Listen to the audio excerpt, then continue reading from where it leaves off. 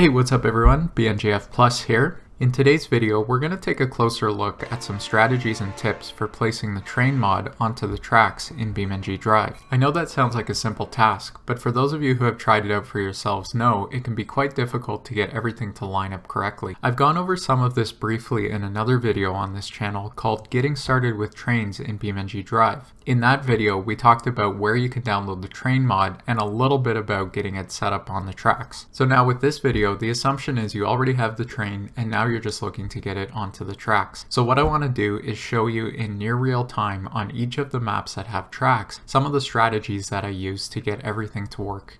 Let's go ahead and jump right in here. So this map is Las Colinas de Vapor, and I've included a link to it in the description as well as all of the other maps that I'll be using in today's video. So here at the map's default spawn point, I'm going to go ahead and spawn in the train right away. I know that some people like to first line up their vehicle on the tracks before bringing in the train, but in my case I usually just bring in the train right away, and then I'll show you some of the strategies that I use to get it to line up on the tracks. We can press Shift-C on the keyboard to go into FreeCam, and using my WASD keys as well as Shift to speed up the camera, I'm going to find a spot where I want to place the train. Now that I have the camera here, I can press F7 to bring the train over. When you're selecting your location, you should always look for tracks that are both flat as well as straight, meaning they're not on any sort of hill or angle and they're not curved. This will give you the best opportunity to try and line up all of the train wheels onto the tracks at once. We can now press the F11 key on our keyboard to open up the world editor, and if we click on the train's vehicle icon, that's going to make sure it's selected. And by default, it should be in translate mode, so you should see these arrows. If you don't see them, just press the number 1 key, and that will put you into translate mode. So now the first thing we can try is simply using these arrow keys to try to position the train onto the tracks. To get a better view, I would recommend moving the camera. Again, if you're not in FreeCam mode, you can press on Shift-C, and that will allow you to move the camera around the map. So I've positioned my camera down at track level so that when I'm moving the train around, I get a good view underneath it and I can see how well its wheels are lining up. If we need to, we can also use the rotate tool by pressing number 2 on the keyboard and using the rotation sliders to rotate it left and right. We'll need to use a combination of the translate tool, which is the number 1 key, as well as the rotate tool, which is the number 2 key, to try and get the train to line up as best we can. Before we unpause the game to try it out, we'll want to make sure that we lift the train up just a little bit, because if any of the wheels intersect with the track, it's going to get stuck and it's not going to move. With the camera now pulled back, I'm going to unpause the game and we'll take a look at where things stand. So obviously, as you can see, the back of the train is still a little bit misaligned. So I'm going to pause the game again, and I'm going to reset the vehicle, which will bring it back to its previous position before we unpause. Back here again at track level, and using the translate and rotate tools, based on what we saw, we can try and make the necessary adjustment. This time I'm going to leave the camera at track level when I unpause the game so we can get an even closer look at what's going on when we unpause. So it looks like this time everything lined up correctly. So now if I pull the camera back, so that we can take a look at the front of the train, everything looks like it's lined up okay. So we can test this out by closing the world editor by hitting F11, and we can try driving the train.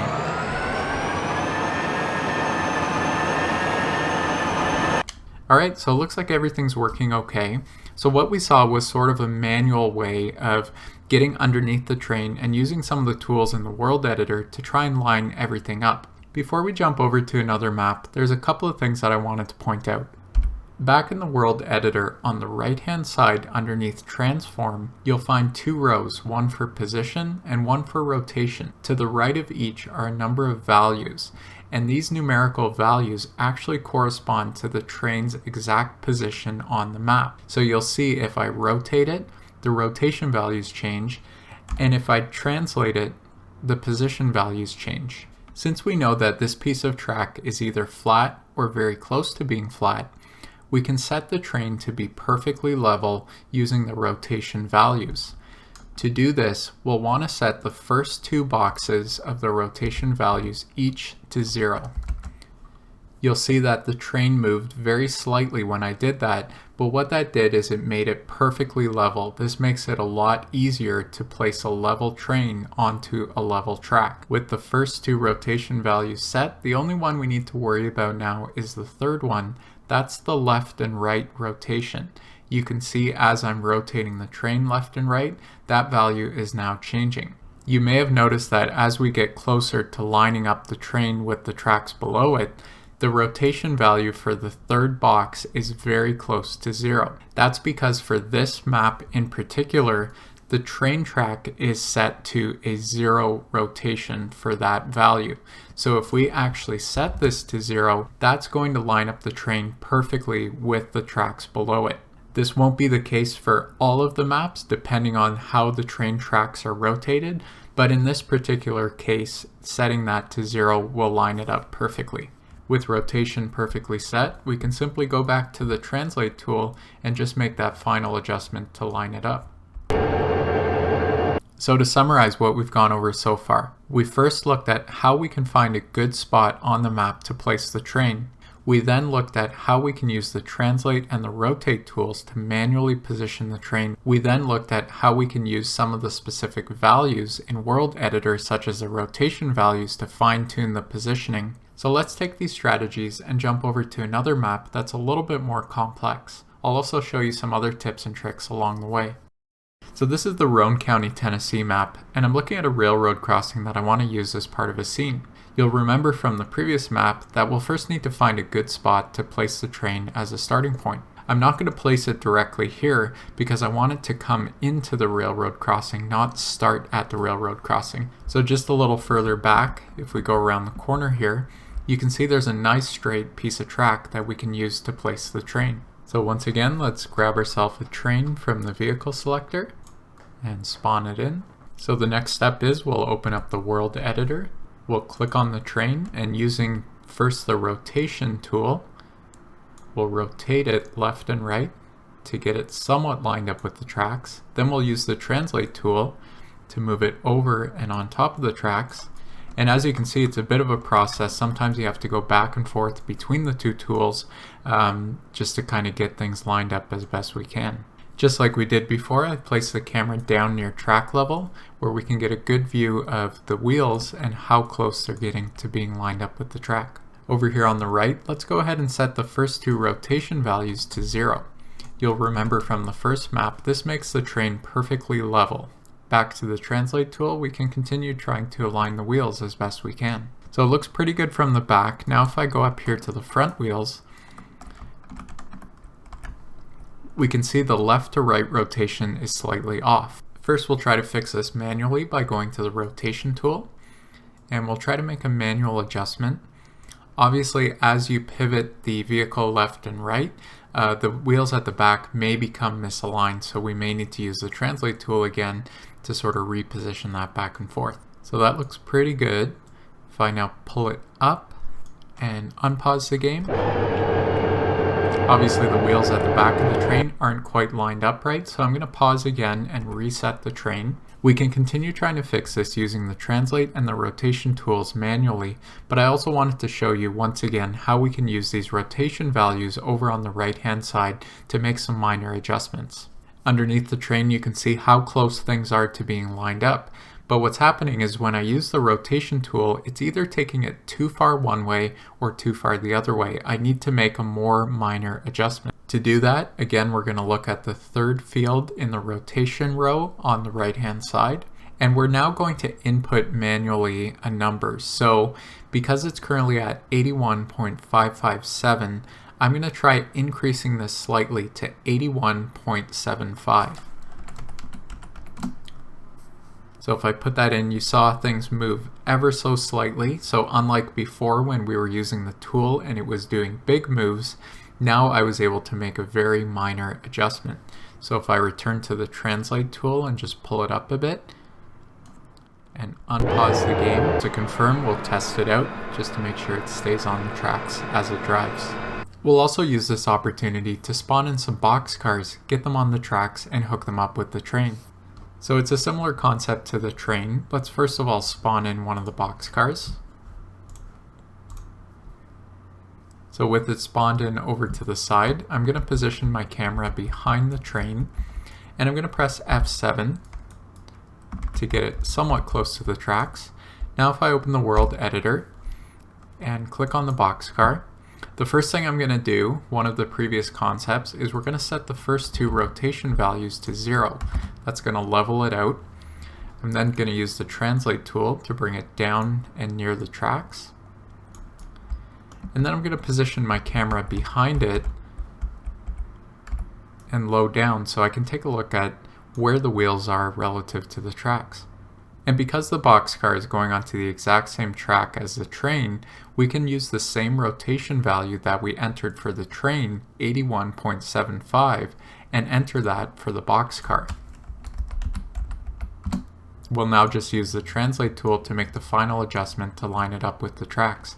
Again, we'll bring it up just a little bit above the track, so when we unpause, it'll drop down nicely. If you're looking at adding additional boxcars, simply come to the world editor, click on the existing one, and press Ctrl D on your keyboard, which will create a duplicate of the current one. You can then use the translate tool to position the new one behind the previous one. It's a good idea to use the world editor instead of the vehicle selector because the world editor will actually keep the rotation values of the previous boxcar. That way you just need to simply use the translate tool just like we did before to line everything up. When you're connecting multiple train cars together, a good rule of thumb is to always do it from back to front. So in this case we have 3 train cars. We're going to attach number 3 to number 2 first, and then we're going to attach number 2 to number 1. So if we tab over to the second last train car and we press on L, that's going to attach the number 3 car to the number 2 car.